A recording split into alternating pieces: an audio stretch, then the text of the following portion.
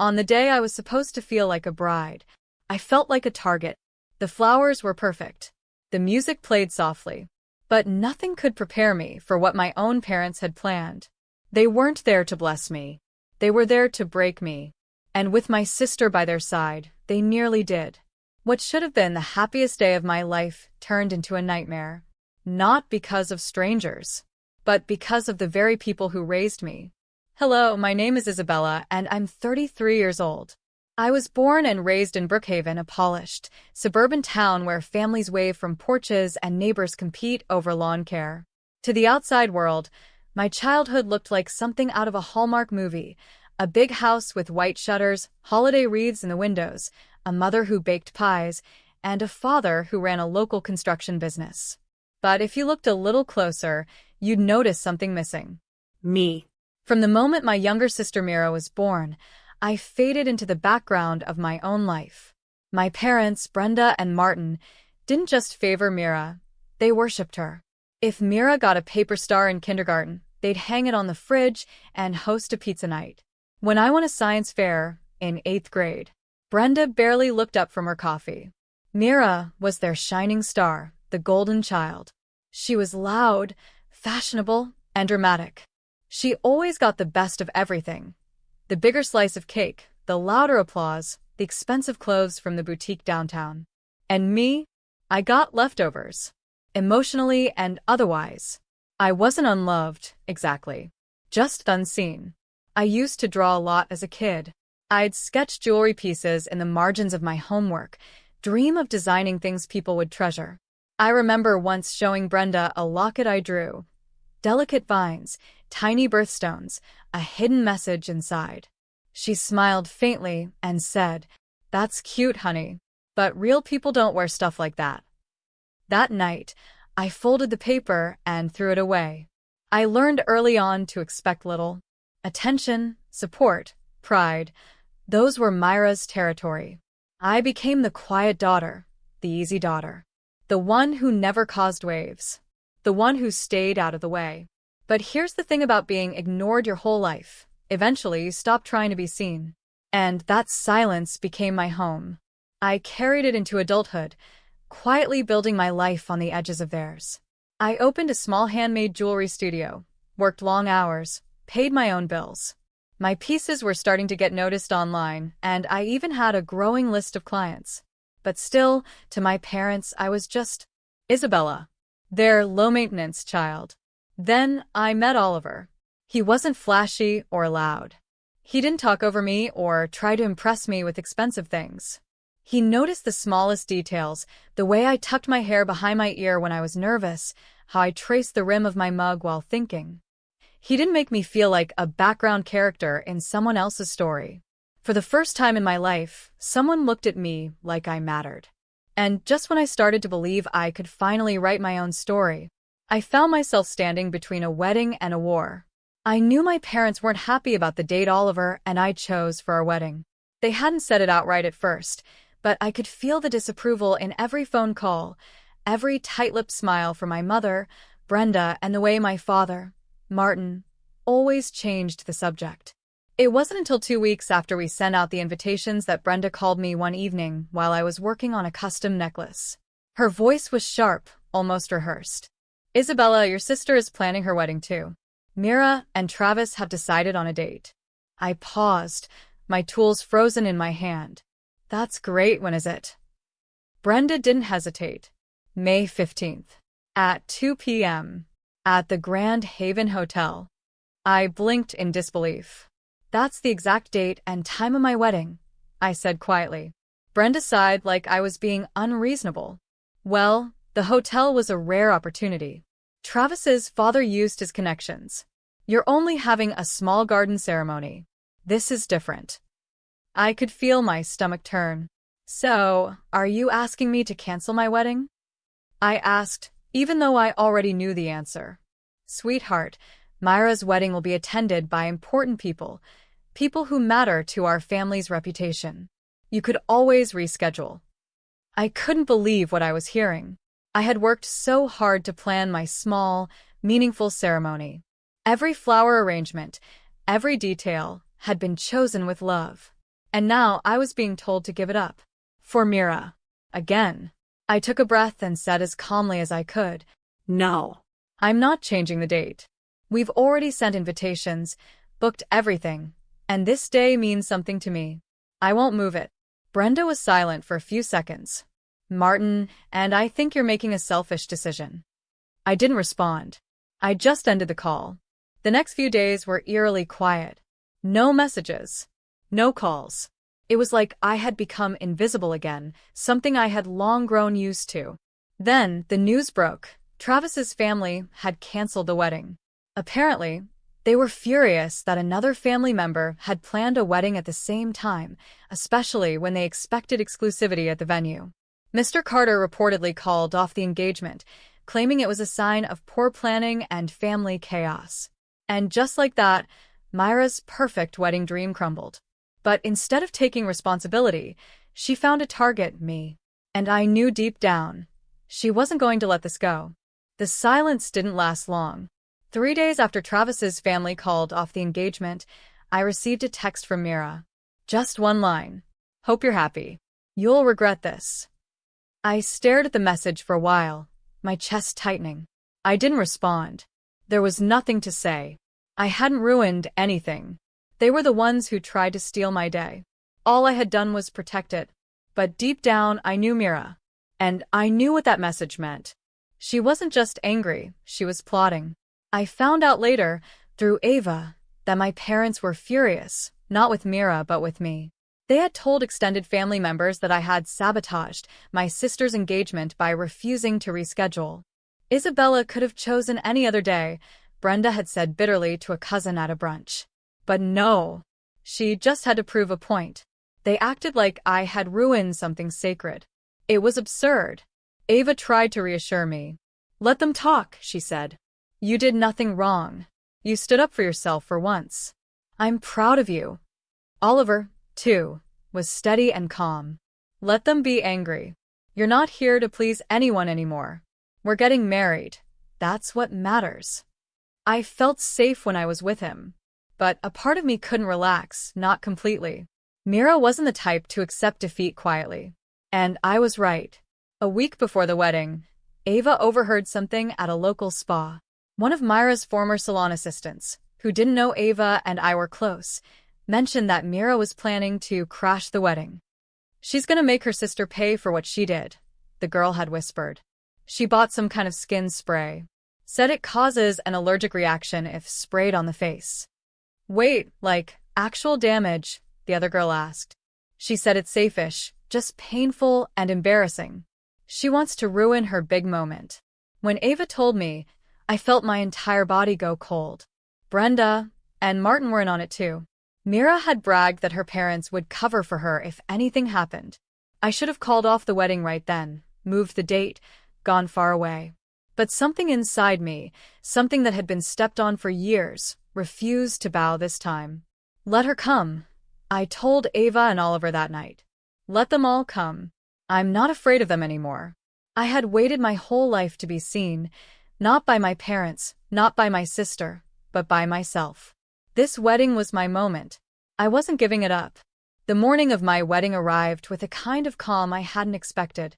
The sky over Brookhaven was soft and clear, painted in pale golds and pinks. I stood in front of the mirror in the bridal suite at the garden venue, wearing a simple ivory gown I had picked myself. No designer label, no flashy beads, just elegance and grace. Ava was behind me, helping me pin the last of my hair.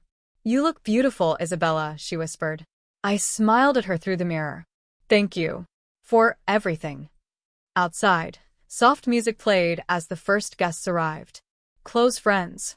A few of Oliver's business associates. A couple of kind neighbors from the jewelry shop. It was small, but it was ours. Then I heard the hum of engines. From the upstairs window, I peeked out and froze.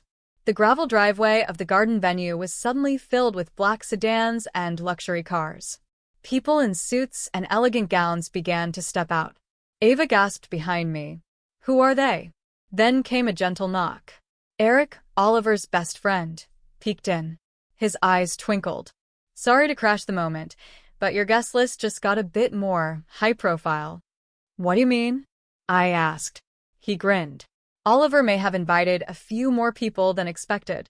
Before I could ask more, Oliver texted me. Don't worry. Everything will work out. I love you. The music changed. It was time. I walked down the path toward the ceremony space on my father's arm. Not Martin's, of course. He hadn't even called to say congratulations. It was Eric who had offered to walk me down the aisle. And I was grateful. When I reached the altar, Oliver was waiting. And for a moment, everything was perfect. He looked stunning in a dark navy suit, custom-tailored. His eyes locked on mine, steady and filled with pride. The guests rose, a few of them people I didn't recognize, but clearly respected Oliver deeply. We said our vows under the soft arch of vines and white blossoms. We exchanged rings. And when the officiant said, "I now pronounce you husband and wife," I felt something deep inside me shift. I had made it. Through everything. Through everyone. I was finally free. But I didn't know then that the real moment was still waiting for me, just a few minutes away, with a hiss of spray and the sting of betrayal. The reception was held under a white canopy in the back garden, where fairy lights wrapped around the trees and soft jazz played in the background. Guests mingled with glasses of champagne, laughter bubbling through the air. A long table held our modest but beautiful cake, 3 tiers, vanilla and raspberry, with hand-piped floral designs. Oliver stood beside me, his hand gently resting on the small of my back. "How are you feeling?" he asked, his voice warm. "Like I'm finally breathing," I said. But the breath caught in my throat when I saw them. From the far end of the reception area, Mira, Brenda, and Martin walked in, uninvited, unannounced, and completely shameless. Mira wore a tight black dress, her heels clicking confidently across the stone path. Brenda followed, draped in pearls. Martin kept his sunglasses on, as if to shield himself from his own cowardice.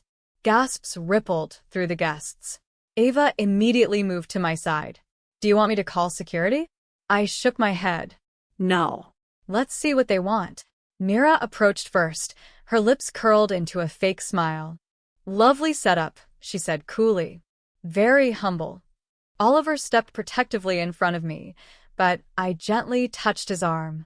"It's okay," I whispered. Then Mira leaned in, her voice dropping into a whisper only I could hear. "You think you've won?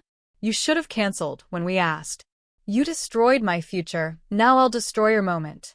Before I could even react, she reached into her purse, pulled out a small silver spray can, and sprayed it directly at my face. A burning sensation hit me instantly.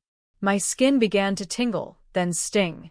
My cheeks, eyes, and chin started swelling within seconds. Guests screamed. Someone dropped a glass. I stumbled back, blinking rapidly, gasping as the pain spread like fire across my skin. "Isabella!" Ava shouted. Oliver caught me before I fell, pulling me into his arms. "Call 911 now," he barked to the crowd. Eric was already dialing, yelling into his phone. "Chemical attack. Wedding reception. Brookhaven Garden venue. Get paramedics and police here now." Mira just stood there, smiling like she'd done something clever. Brenda and Martin didn't even flinch. Brenda calmly dabbed her lipstick with a compact mirror. "Oh, stop overreacting," she muttered. "She'll survive." But they weren't expecting what happened next. One of the guests, an attorney from Oliver's business circle, had already stepped forward, holding his phone up. "It's all on video," he said. She sprayed her without provocation. "This is assault." Within minutes, police sirens echoed in the distance. 2 cruisers and an ambulance arrived at the venue entrance. The paramedics rushed to me. "Can you breathe?" one asked as they gently held my face. I think so," I whispered through the pain. Oliver held my hand the whole time. Then Officer Grant, tall and firm-voiced, approached Mira. "Miss, step away from the bride." "This is ridiculous," she snapped. "It was just a harmless spray." But the officer wasn't interested in excuses. "You are under arrest for assault with a chemical substance." As he cuffed her hands, Mira shouted, "You ruined everything, Isabella. You stole everything from me." "No," I said quietly, as the paramedics loaded me into the ambulance. I took back what was mine. Officer Grant then turned to Brenda and Martin. You two are coming as well. There is sufficient evidence of conspiracy and intent. You'll have to answer to a judge. The three of them, Mira, Brenda, and Martin, were led away in handcuffs, right in front of all the guests. The last thing I saw before the ambulance doors closed was Oliver, climbing in beside me, his jaw clenched with fury. They're going to pay for this, he said, taking my hand. I promise you, Isabella, they won't get away with it. And this time, I believed him. The hospital lights buzzed faintly overhead as I lay on the examination table, my face covered in soothing medical gel. The allergic reaction had left patches of red, inflamed skin that itched and burned every time I moved. A nurse gently applied a cool compress to my forehead. You're lucky, she said softly. Another minute of exposure and the damage could have been permanent. I wasn't feeling lucky. I was exhausted, humiliated. My wedding day had turned into a public scene, all because my own family couldn't stand to see me happy. But in the middle of it all, there was Oliver. He hadn't left my side, not for a second. He held my hand while the paramedics worked, while the doctors treated the burns, while I cried from the pain that was more emotional than physical.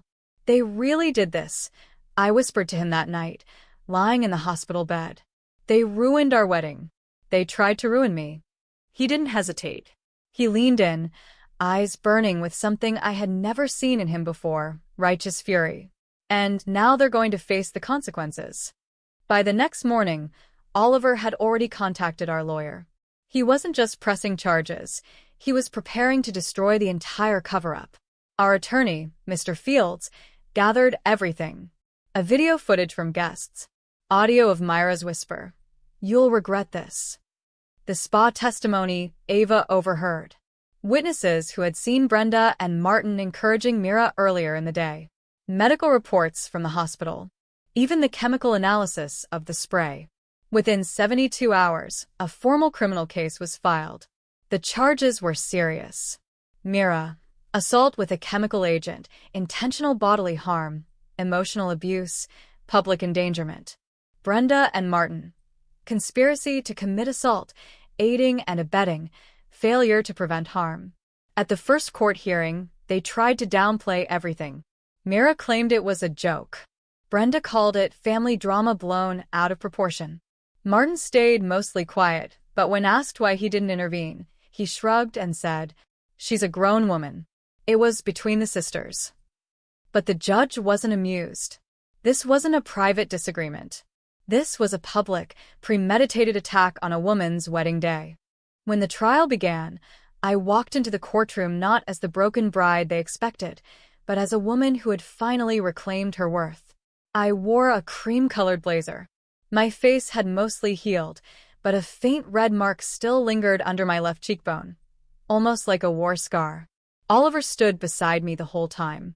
He testified with a calm rage, showing how deeply the attack had affected not just me, but our entire marriage experience.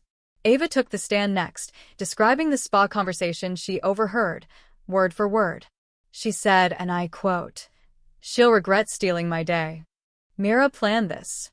The final blow came when our attorney played the video of Mira whispering to me just seconds before the spray. The courtroom fell into stunned silence. When it was my turn to speak, I looked directly at the judge. "Your Honor," I began, my voice steady. "I didn't just survive a chemical attack. I survived years of emotional neglect, favoritism, and being treated like a mistake by my own family. I stood up for myself for the first time in my life, and this was the price I paid." The judge exhaled deeply, then delivered the verdict. "This court finds all three defendants guilty on all counts." The sentences were clear and public. Mira, 5 years in state prison, no parole. Brenda and Martin, 2 years in county jail each, plus $50,000 each in emotional damages, and a court-ordered restraining order preventing all three from contacting me or Oliver. Mira screamed in protest as the guards cuffed her. "You did this to me," she shouted at me, red-faced and trembling. "You always thought you were better." I didn't even blink. I just looked at her calmly and said, "No." I just stopped letting you step on me. And with that, I turned to Oliver, took his hand in mine, and walked out of the courtroom, not as a victim, but as a woman finally free. The courtroom echoed in my ears long after we left. Even as I stood outside in the sunlight, feeling the breeze on my newly healed skin, I could still hear Myra's last scream. The gavel's final strike. The judge's voice delivering a verdict I had once only dreamed of. Justice wasn't just served, it was witnessed. The weight of years of invisibility had finally lifted from my shoulders. Oliver and I drove back to Brookhaven in silence that day, not an uncomfortable one, but a peaceful one. His hand stayed in mine the entire drive. He didn't have to say anything. He didn't need to. We had won. But more than that, we were finally free. The following days were filled with messages from people who had attended the wedding, the trial, and even complete strangers who had heard what happened. Some sent flowers, some sent apologies for not seeing the favoritism earlier, and some just said, "Thank you. You gave women like us courage." But Oliver had something else planned, something that would finally close the painful chapter we had just ended. One morning, he placed a small envelope beside my coffee mug at the breakfast table. Inside were 2 plane tickets. "Italy?" I whispered, smiling for the first time in days. "I thought we canceled our honeymoon." He leaned in and kissed my forehead. "We delayed it, but we didn't cancel our happiness." We spent 2 beautiful weeks along the Amalfi Coast, staying in small villas with flower-draped balconies, walking through markets that smelled of fresh basil and lemons, and dancing barefoot on tiled patios under strings of warm yellow lights. There were no reporters, no parents, no screams, no courtrooms, just the sound of waves, and laughter, and peace. On the 3rd night, as we sat on a rooftop with wine glasses in hand, Oliver looked at me and said, "You know what I see when I look at you?" I smiled. "What?" "Strength, beauty, and a woman who finally chose herself." I felt my eyes sting, not from pain this time, but from gratitude. When we returned home to Brookhaven, I reopened my jewelry studio. I didn't just pick up where I left off, I redesigned everything. New signs, new displays, and a new collection called the Resilience line. Each piece told a story of healing, of boundaries, of finding your voice. Within a month, my work was featured in a regional magazine. Orders started coming in from all over the country. A local reporter reached out for an interview, and when the article came out, the headline made me cry. "The Bride Who Refused to Be Broken." I framed it and hung it on my studio wall. Sometimes customers ask me what inspired the collection. They look at me curiously and say, "Is it true what happened at your wedding?" I smile gently and answer, "Let's just say the best revenge isn't anger. It's peace and success." Because in the end, I didn't just survive them. I outgrew them. I outlasted them. And I chose a life that wasn't defined by their limitations. One evening, months later, Oliver and I stood on the front porch of our little home, watching the stars blink over Brookhaven. He wrapped his arms around me from behind, resting his chin on my shoulder. "Any regrets?" he whispered. I leaned into him and whispered back, "Not for a single second." And for the first time in my life, I didn't just feel seen. I felt whole. If this story moved you even a little, don't forget to like, share your thoughts in the comments, and subscribe for more powerful stories like this one. Your support helps us keep telling the stories that deserve to be heard.